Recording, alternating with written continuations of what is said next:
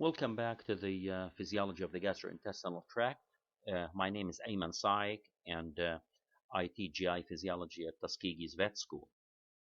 Um, I talked about the definition of the gastrointestinal tract as a tube-like structure that extends from the mouth to the anus and provides the body, including itself, with the nutrients, water, and electrolytes by performing four functions: digestion, absorption, secretion, and motility.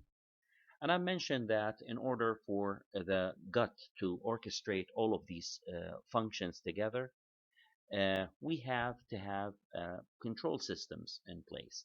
And I mentioned that there are two control systems, one that is located inside the wall of the gastrointestinal tract, we call that intrinsic, and one that's located outside the gastrointestinal tract, and we call that extrinsic.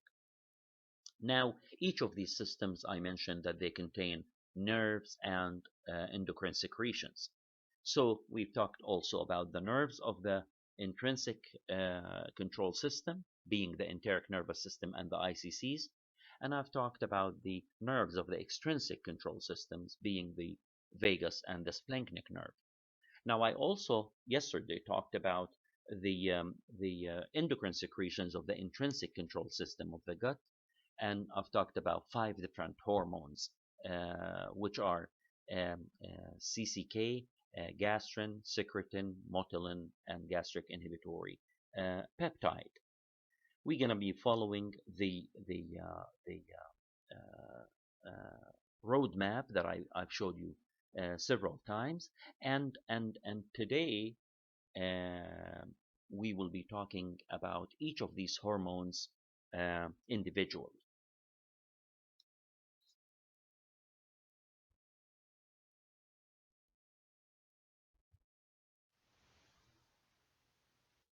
This is the roadmap that we're talking about. We've already finished talking about the nerves of the intrinsic control system and the nerves of the extrinsic control system.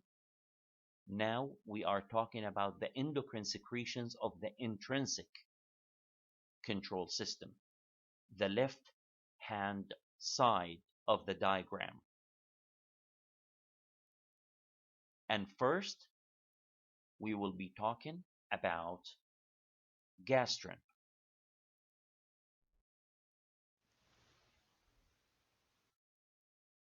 This is the list of the five different hormones: gastrin, CCK, secretin, GIP, and motilin.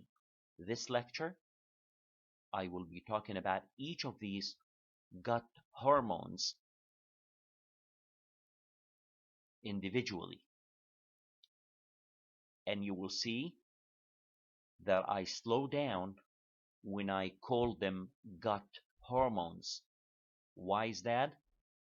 It is because these are the only five secretions from the gut that fulfilled the criteria to be called a gut hormone. There are millions of secretions in the gut. Only five fulfilled the criteria to be called gut hormones. And these are the five. So now we'll talk about gastrin. Gastrin is secreted from the G cells of the stomach and the duodenum. It is secreted in two forms. The one that is secreted from the stomach antrum has 17 amino acids. We call that G17, or little gastrin.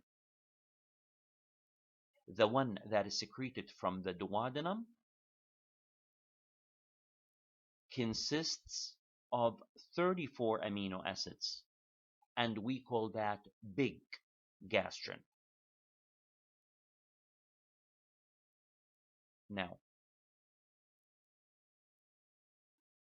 on the sixth tyrosine residue from the C terminus of the amino acid or the peptide chain, this gastrin may or may not contain a sulfate group, SO3 minus.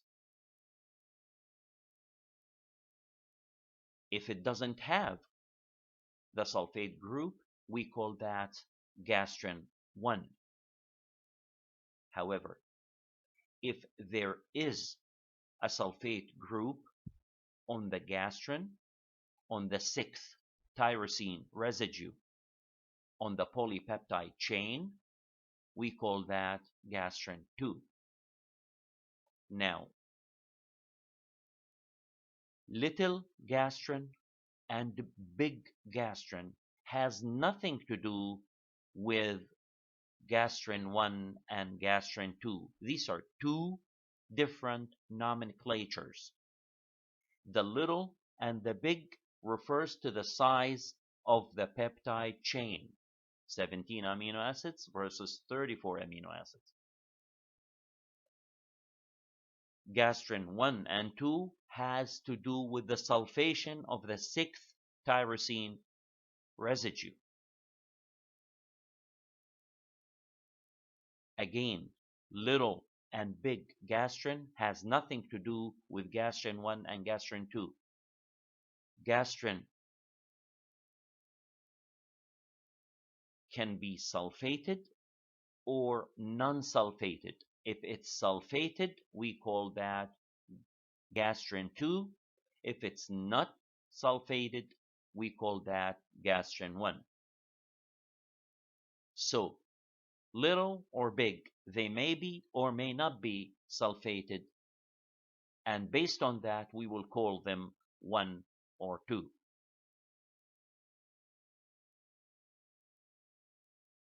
The other point is that gastrin shares with cholecystokinin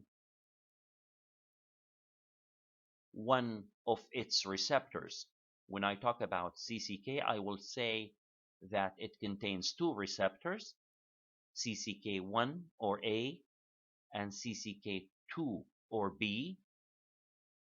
Gastrin binds to CCKB or CCK2, it's the same one, with the same affinity as CCK does. So they share this receptor.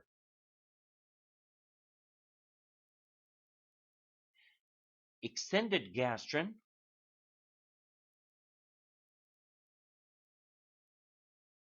the one that contains a glycine extension has a trophic effect, means that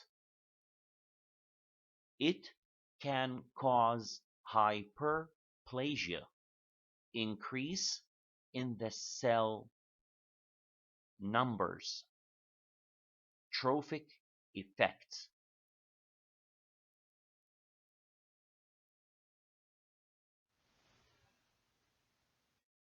Gastrin is stimulated by protein, especially the amino acids phenylalanine and tryptophan. It's also stimulated by gastric distension,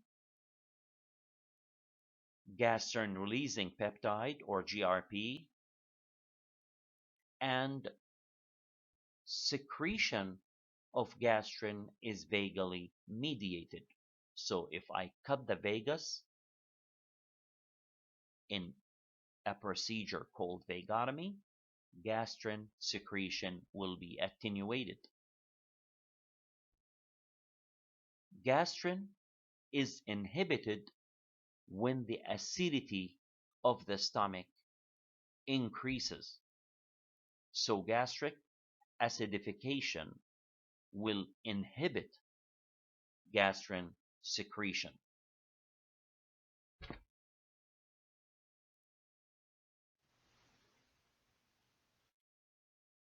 The main function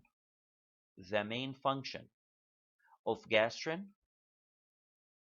is stimulation of acid secretion from the parietal cells in the stomach.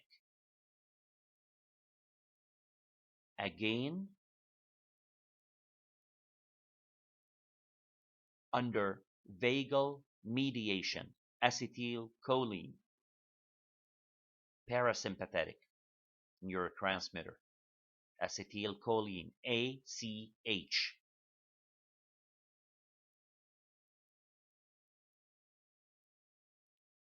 One of the most important things that we need to remember is that it stimulates histamine secretion. Therefore, when we block histamine secretion, we will cause inhibition of gastric acid secretion.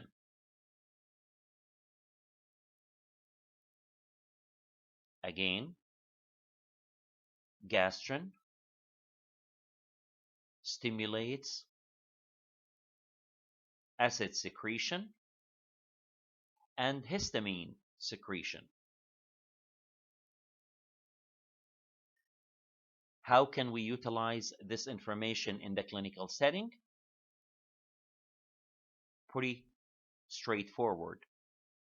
We have medications that we call H2 blockers, histamine receptor 2 blockers. They block the histamine 2 receptors. These medications are Zantac and Tagamet. They reduce the acidity. They reduce the acidity in the stomach. How do they reduce the acidity? By blocking the histamine 2 receptor. We call that H2 blockers. H2 blockers. Let's take a look at this cartoon to simplify the picture.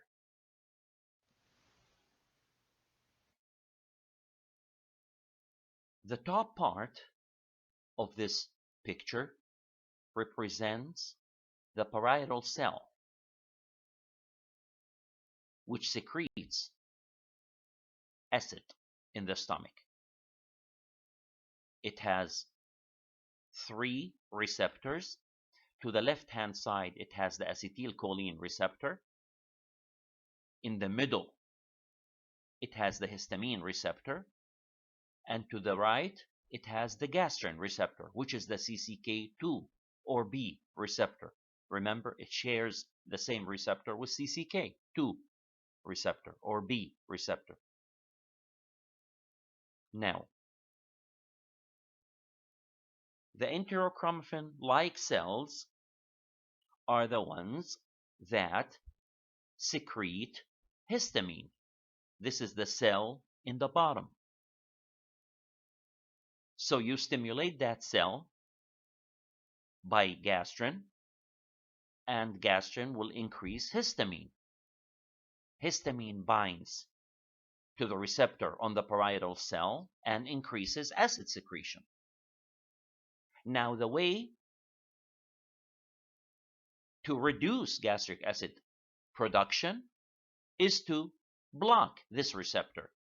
This can be done by drugs like H2 blockers. Cimetidine, ranitidine are 2 of these drugs that we use in the clinics to treat gastric ulcers. We treat gastric ulcers in this case by reducing the production of acid in the stomach by blocking the histamine receptor, the histamine 2 receptor, in order for histamine not to be able to bind to the parietal cell. And when it doesn't bind to the parietal cell, it will not produce acid. Therefore, acid will be less and ulcer will be treated. In addition to the importance of gastrin in the treatment of gastric ulcers, gastrin is a pretty important marker in a type of cancer that affects the non-beta cells in the pancreas or in the duodenum. We call that cancer gastrinoma or Zollinger-Ellison syndrome. Gastrinoma or Zollinger-Ellison's syndrome. This is a very important tumor in the pancreas and in the duodenum. Now, one of the methods to diagnose this cancer is to measure the levels of gastrin in the blood. And if the patient, either animal or human, have this case, then gastrin levels is going to be sky high, like over 1,000 picogram per milliliter of blood. Huge amount. The normal is 1/4 of that. In addition to these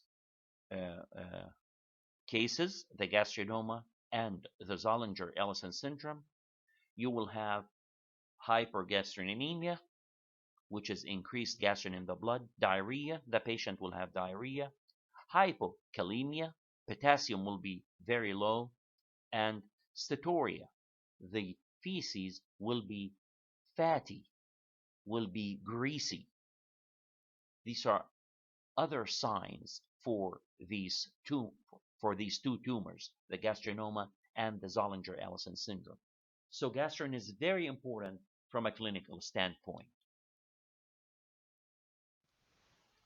Now we go to the next gastrointestinal hormone, and that is cholecystokinin.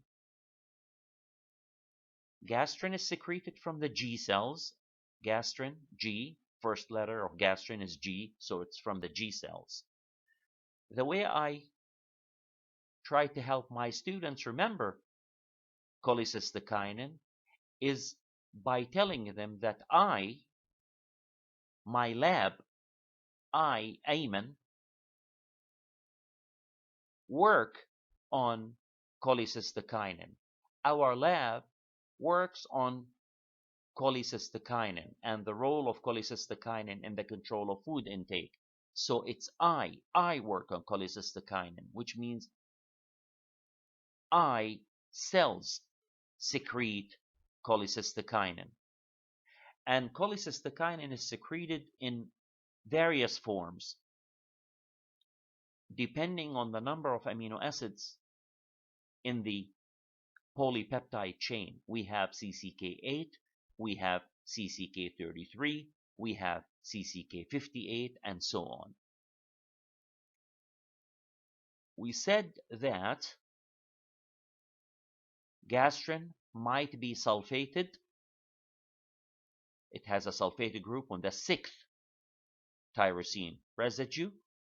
Here in cholecystokinin, sulfation may take place on the 7th tyrosine residue. So gastrin the 6th, cholecystokinin the 7th. And we've mentioned also that CCK has 2 receptors, CCK1 or A. A is for alimentary. When they first found this receptor, they found it in the alimentary tract, in the gut. So that's why they called it CCKA. Now we know that CCKA is both in the central nervous system and in the gut and in other places. So maybe CCK1 will be a little better nomenclature. And we have CCK2 receptor, or B. B or for brain. Again, now we know that B is also distributed in different parts of the body, including the brain, the spinal cord, the gut, and other organs as well. So we'll stick with the CCK1 and CCK2 receptors, and we know now that CCK2 receptor is shared with both gastrin and CCK.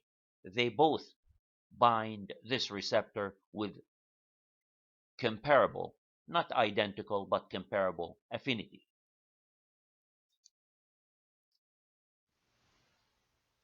We said earlier that gastrin is secreted or stimulated by ingestion of protein. Remember phenyl, aniline, and tryptophan. Here, cholecystokinin is stimulated by fat and protein. And the name cholecystokinin means the contractor or the mover of the gall bladder. Cholecystokinin. Cholecystokinin. Mover of the gall bladder. The cyst, the gall cyst, the cyst that contains the gall. That's where the name cholecystokinin comes from. And I've shown this picture before. The gallbladder appears as a green sac to the left of the duodenum, which is the pink structure, the pink tubular structure shown here. And we know now that the sphincter of Oddi is the sphincter that guards the release of bile to the duodenum. And we know the type of enteric neurons that control this sphincter. S-type, they contain nitric oxide, and they are dogeal type 1. Now, CCK stimulates contraction of the gallbladder. It stimulates the release of bile to the duodenum by contracting the gallbladder. Of course, it has a number of other functions. It also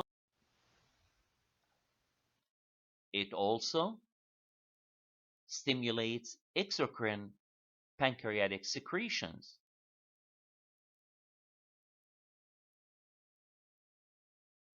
In addition to stimulation of gallbladder contraction and exocrine pancreatic secretions, meaning bicarbonate and things like that, it inhibits gastric emptying and it inhibits food intake. It inhibits gastric emptying and it inhibits food intake. And here, I would like to mention few things about its possible role as an anti-obesity medication. Again, this is a possibility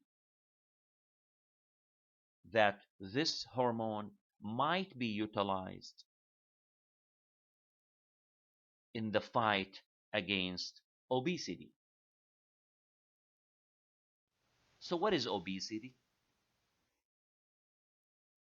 Obesity basically is the imbalance between energy intake and energy expenditure, meaning that we eat way more than what we spend. For example, I eat 1,000 calories and I spend 200 calories. The 800 remaining calories will be stored as fat in the abdominal wall, especially in males, and in the hips, especially in females. So obesity is an imbalance between energy intake and energy expenditure. Energy intake is way more than energy expenditure. And the United States is the leading country in having this problem, unfortunately. You see this graph is comparing the states in green to New Zealand, Australia, United Kingdom, Canada, and Ireland. You will see that the United States stays on top with 74.1%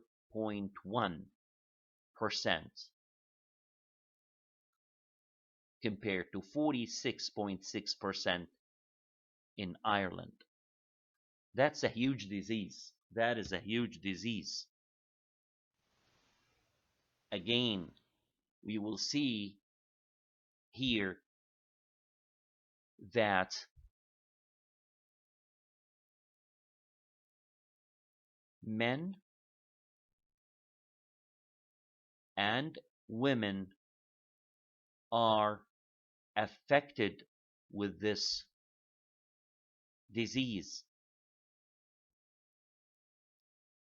Overweight men with a 40%,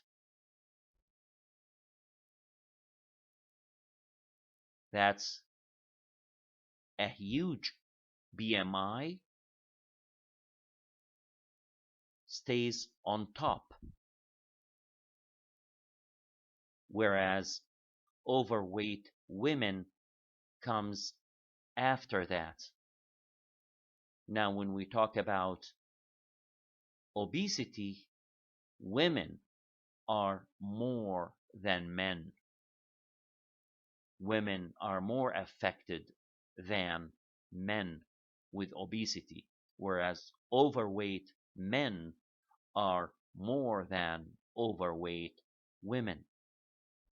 So, regardless of the gender, this is a serious, serious problem that is increasing. If you look at these graphs, you will see that the problem is increasing, and it's increasing with age. This graph is showing you data from 1960, 62, all the way to 2013, 2014. You will see that the problem is increasing. It is increasing. So, if we look at the same problem in animals, we will see also that 56% of your small animal patients are overweight, and 25% of your patients, small animal patients I'm talking about, are obese. This is a huge percentage. This is a huge percentage, and we have to find a treatment for that. What kind of treatments are there? We have surgical option and we have a medical option for treatment of obesity. Surgical option, we can do a Roux-en-Y gastric bypass. You know, the gastric bypass procedure. Sleeve gastrectomy. I'll show you examples in a second that were done actually in our lab here in Tuskegee. Medical management, we can do either diets and exercise and things like that. So we want to do that.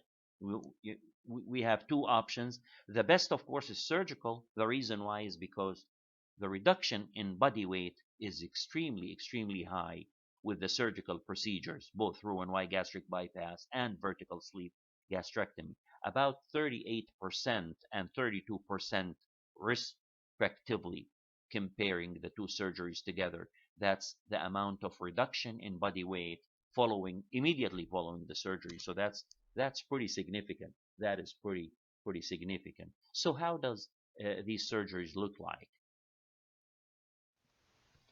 These are two figures from a paper that came out of our lab. One of them shows the normal stomach in figure 1, and the second one shows how we suture or reduce the size of the stomach into very small size. Now, after we do that, we also cut the part of the jejunum and anastomose it to the pouch, the stomach pouch that we created up and top. So that's why we bypass, that's why it's called gastric bypass. We bypass the small intestines where most of the absorption takes place. We bypass that. And that is shown in the green arm in figure 2. It's bypassing the purple structure, which is the antrum, the jejunum, and the others. We anastomose it to the pouch, the body of the stomach, which is denoted as A in figure 2. That's how we reduce the size of the stomach, and so the animal or the human starts to eat very, very little. This is number 1. Number 2 is we reduce the amount of food absorbed because we bypassed the best area to absorb the food, which is the small intestine. So we bypass it all the way to the pouch. That's why this procedure has dual action. One is reducing the size, and one is malabsorption. That's how reduction in body weight takes place. You eat less and you absorb less. These are the two main themes behind the surgery. Gastrectomy is very simple. This is a picture of a sleeve gastrectomy, a procedure, and you can see that all what you do is just you reduce the size of the stomach very, very significantly, to make the stomach look like the size of the small intestine, and that's again you're basically restricting the amount of food the patient is eating. So this is the principle behind the surgery. Ruin why you have both. You compromise the size of the amount of food, and you compromise the amount of absorbed food or nutrients. Here you only compromise only the size consumed by the patient. Okay, so what we're trying to so these are the surgical methods to treat obesity. But what about the medical methods? What about the other that can be? What about the other methods that can possibly reduce body weight without surgical intervention, without surgical interference, without surgical procedures? We know that every surgery has its complications. Every surgery might have infections, the cost of surgery, the time of recovery, anesthesia, the whole thing is critical. So why don't we create a methodology by which we can reduce body weight, but without doing surgeries? But before we do that, we have to understand how do we control our food intake, basically. If the main idea is to control our food intake, to reduce our food intake so we can have less obesity, then what's the control of food intake looks like? Well, we divided this into two main parts, basically. Control of food intake can be divided into two control systems: a long-term control and a short-term control. What do I mean by that? Well, long-term control means you have to go with this method for years and years, and you restrict food, and you restrict calories, and you exercise, and you do this and that, and you have to measure different entities and different hormones to be able to reduce your body weight. And another control system is a short-term control system, and that is meal-based, or we need to control what we consume per meal. So if I eat 2 burgers at dinner, maybe I need to eat 1. If I need 3 eggs in breakfast, I'll eat one, and things like that. And I replace things with more nutritious things. Okay, so this is the short-term control of food intake. Short-term means meal-based. How is this related to the gastrointestinal physiology? I'll show you how. This is how a normal human or animal consume food.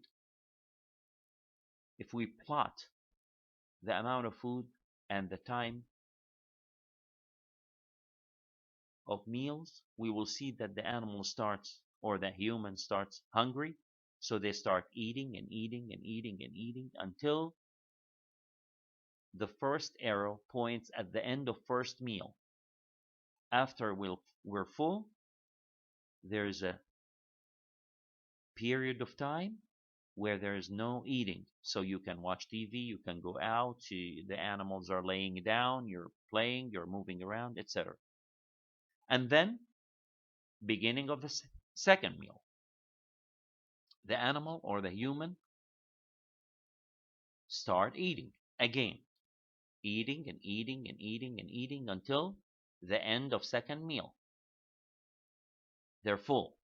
Again, there's another period of time where they're laying down, doing nothing, or watching TV, or reading, or playing, or doing any other things, activities.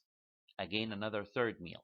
Okay, so this graph shows that you have single meals, first meal, second meal, third meal, and between each or two consecutive meals, say the first and the second, you have what we call an intermeal interval, time between two meals.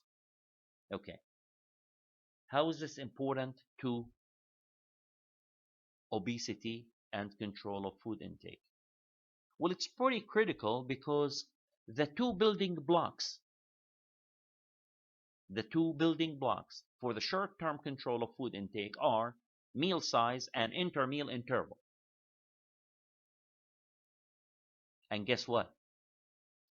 These two building blocks are controlled by gut hormones such as cholecystokinin.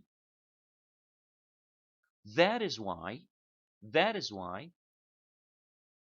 CCK, or cholecystokinin, is a potential hormone that can be used or might be used in the treatment of obesity.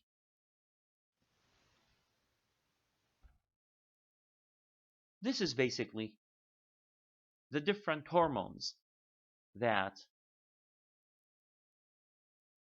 or hormones and peptides, I should say, because not all of these are hormones. We only have 5 hormones, and one of them is located here in this picture, which is the CCK. GRP is not a hormone, it's a peptide. GLP-1, or glucagon-like peptide 1, is a peptide. Peptide YY, or PYY, is a peptide. Amylin is a peptide.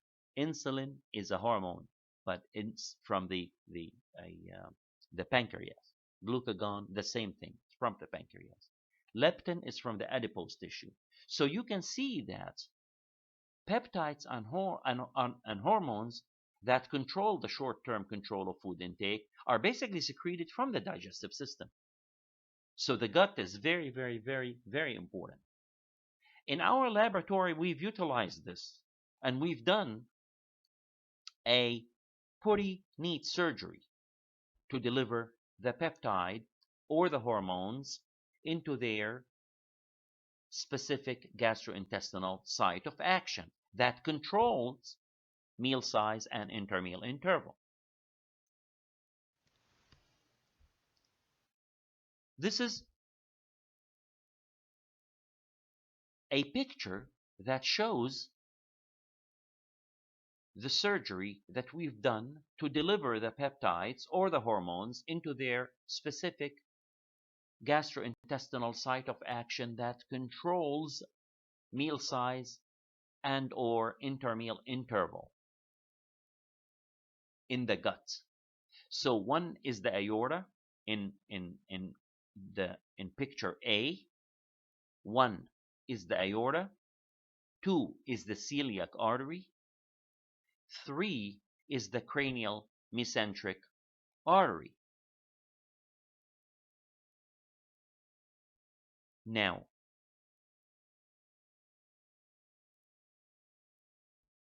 what we've done in B is we've ligated the cranial mesenteric artery, and in C we've punctured it with a plastic cannula, and then in D we placed a catheter in the cranial mesenteric artery. The cranial mesenteric artery supplies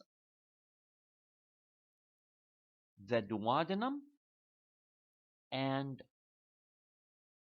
small intestine and some of the large intestine. And we've delivered the peptide into these animals. We've delivered CCK, we've delivered other peptides to see their effect on body weight. Why this is important? This is extremely important because, again, we delivered those hormones / peptides into the specific area that controls meal size and intermeal interval. We did not give the peptide in the muscle. We did not give the peptide in the vein. We did not give the peptide in the peritoneal cavity. We did not give the peptide subcutaneously. We give it specifically in the artery that supplies the area that controls meal size and intermeal interval. Therefore, the importance of this surgery is that if you're giving X amount of the peptide in the other methods that I mentioned, intraperitoneal, intramuscular, etc., in this method, because it's very specific, you give basically 1/1000 of the amount of the peptide that you need to do a better effect even than the others. Plus, this is very specific, plus the toxic effect of any peptide and hormone will be eliminated here because you're using very small amounts compared to other methods like intraperitoneal, subcutaneous, or intramuscular, and others, or intravenous. This is very specific. That's why this method is extremely important. And so what we did is we gave the peptides individually and in combination, and we measured the body weight of the animals over a period of time, say 14 days or 21 days or 28 days, whatever. And then look what the data looked like. This is the data over 23 days. We gave CCK, we gave GRP, and we gave GRP plus CCK. Of course, we have to compare this with saline, the control, which is the very top line. So the animals are gaining weight over the 23 day duration of the trial. When we gave CCK, where the red arrow is pointing, the body weight of the animals was reduced significantly as indicated by the dagger below. When we gave GRP, which is the diamond, which is pointed at by the blue arrow or the middle arrow, the body weight increased even more. However, when we combined CCK and GRP, CCK8 and GRP29, together, and we gave them to the animals over the 23-day period, we found that the combination reduced body weight more than each of the peptides given individually. That means, or that demonstrates, that gut peptides can be used as a potential anti-obesity treatment. Of course, this is one study. We have to do more studies to demonstrate this hypothesis of ours. But this is promising data. Now we will move to the third gut hormone, secretin. Secretin is secreted by the S cells. Remember, the way you're going to remember this is gastrin, G, gastrin, from the G cells. I work on CCK. So CCK is released from the I cells. Secretin, S cells secrete secretin. And it's a 27 amino acid, and it's stimulated by mostly acid. Stimulated by mostly acid.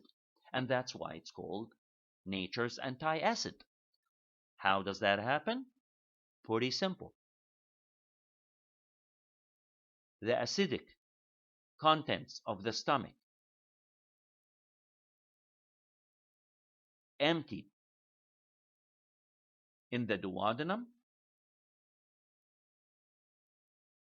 This acidity will stimulate the S cells to secrete secretin. This secretin activates the pancreas to release bicarbs and fluids, as well as digestive enzymes. So when the bicarb from the pancreas comes to the duodenum, it neutralizes the acidic contents that came from the stomach. That's why it's called nature's anti-acid. Nature's anti-acid. And it has a very important role in the gastrinoma that we've talked about, because if the pancreas is not able to produce the bicarbonates and the other digestive enzymes, then it's not going to be responsive to secretin if it has gastrinoma, or if it has the Zollinger-Ellison syndrome, especially the Zollinger-Ellison syndrome. Now,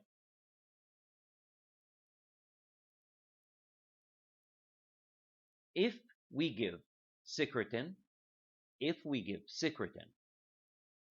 to those patients, then to the gastrinoma patients, the one with the pancreatic cancer, they will not be responsive to secretin. Their pancreas will not be responsive to secretin. That is the diagnostic importance for this hormone. So secretin is utilized as a diagnostic method for gastrinoma patients, the patients with the non-beta cell pancreatic cancer. Their pancreas will not be responsive to secretin.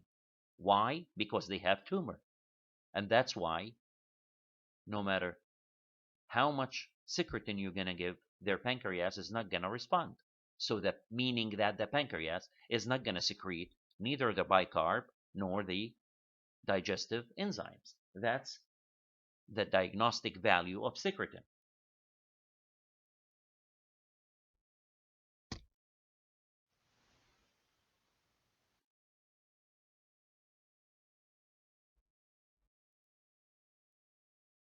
This is basically summarized in this slide. Again, the gastric contents reach the duodenum, stimulate the S cells. The S cells secrete secretin. Secretin go and stimulate the pancreas to release bicarbonate. When the bicarbonates reach the duodenum, they neutralize the acidic contents that came from the stomach. That's how it's nature's anti-acid. In cases of pancreatic cancer, non-beta cell pancreatic cancers, secretin will not be effective to stimulate the pancreas of those patients to release bicarbs. That's how it's of diagnostic value here.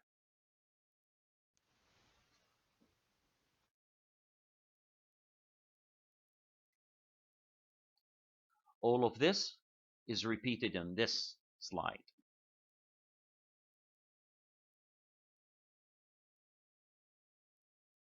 Now, after secretin comes gastric inhibitory peptide, GIP. GIP is a 42 amino acid peptide stimulated by all nutrients, and as the name indicates, inhibitory, gastric inhibitory. So gastrin stimulates acid secretion. Gastric inhibitory peptide inhibits gastric acid secretion, and it stimulates insulin secretion. This is the extent of the gastric inhibitory peptide. The last hormone that I will be talking about is Motilin. Motilin is a 22 amino acid peptide that is mainly from the duodenum, and it's released every 90 minutes. It's released every 90 minutes during fasting. So when there is no food, there is Motilin. And the most important function for Motilin is it is responsible for what we call the interdigestive migrating motor complex, or the MMCs. MMCs. Interdigestive state means that the person or the animal is not actively engaged in eating. There is food in the gut and the food is being digested, but the person or the animal are not actively, at the very moment, actively engaged in eating. That's why it's called interdigestive, not digestive. Digestive means they're eating now. They're eating as we speak. Interdigestive means they stopped eating, but the food is being digested in the gut. That's when Motilin is being secreted, and it causes the migrating motor complex. When we eat, or when the animal eat, this MMC is inhibited. This MMC is inhibited. This MMC is shown in this graph.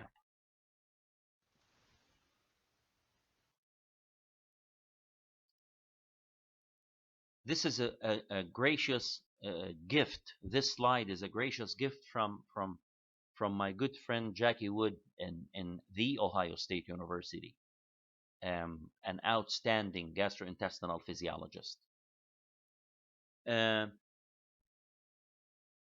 we will be talking about this MMC extensively later when we talk about gut motility. But just as you know, a few facts here. If we're gonna record from the stomach and from the small intestine, we will see that there are three phases that we can learn from. These three phases are phase 1, phase 2, and phase 3. Phase 1, phase 2, and phase 3. Phase 1 is silent. So phase 2 is the orange blocks in this graph, and phase 3 is the purple one. Phase 2 and 3, of course, all of 3 are called the migrating motor complex, or the MMCs, which consist of the 3 phases, 1, 2, and 3.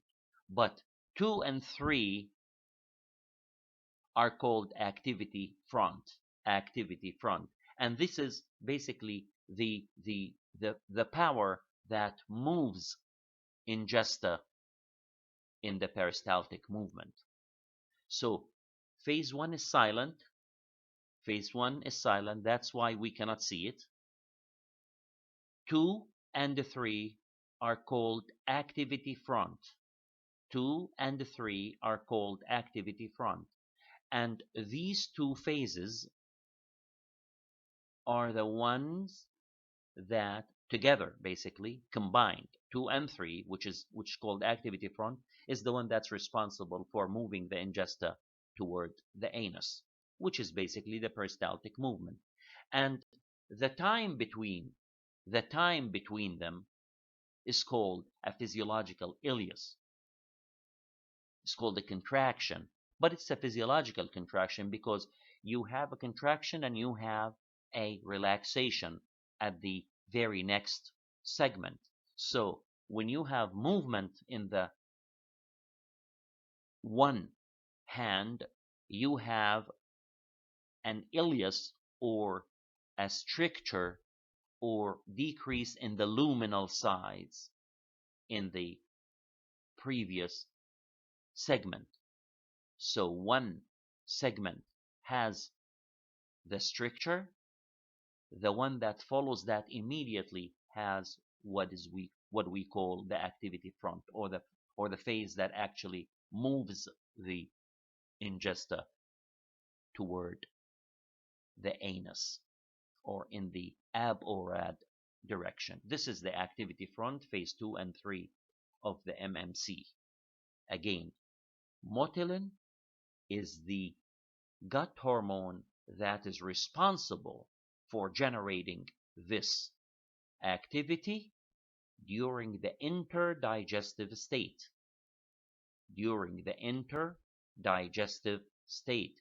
When the person or the animal are not involved actively in eating, they only have food that's being digested in the gut. Here we reach the end of our 5 gut hormones. By now, we've talked about the nerves of the intrinsic control system of the gut, the endocrine secretions of the intrinsic control systems of the gut, the nerves of the extrinsic control systems of the gut, and the endocrine secretions of the extrinsic control system of the gut will be covered in endocrinology.